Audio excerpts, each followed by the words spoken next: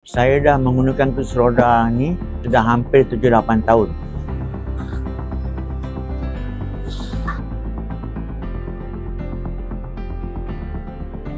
Nama saya Khairuzain bin Karis, umur 53 tahun. Akibat pelanggaran tu saya jadi OKU. Saya patah dua-dua, saya tak dapat jalan. Jadi untuk pertama kali saya datang sini, masa tu kedai ni tak ada lift kat bawah. Semua kena naik atas. Owner kedai ni baik, dia juga sembang. Saya memang mencari kursi roda elektrik. Masa tu banyak kedai yang ada.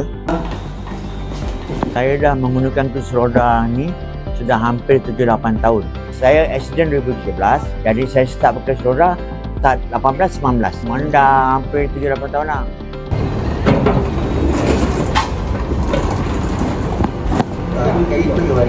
Saya betul puas hati dengan produk ni sebab apa? Dia ada spare part. Tak ada pun dia akan order dari China.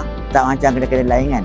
Wheelchair tu saya gunakan sepenuh-penuhnya sebab setiap minggu saya akan pergi ke HKL. Saya orang Teluk Intan. Saya akan berulang daripada Teluk Intan ke Kuala Lumpur tiap-tiap minggu. Seminggu sekali. Bateri yang disupply pada saya okey, dia tak ada cepat habis. Dia tengok kita guna macam mana lah. Produk tu banyak saya gunakan di rumah, dalam rumah. Dan juga ketika saya ada appointment kat luar. So far okey, kaki tangan sini semua saya kenal. Ada yang paling baik dengan saya, Tala. Tu baik dengan saya, Tala tu. Kalau saya datang sebab saya ni susah nak berjalan, saya akan call semua sampai di sini terus dia turun, settlekan dengan saya tak boleh naik atas pun.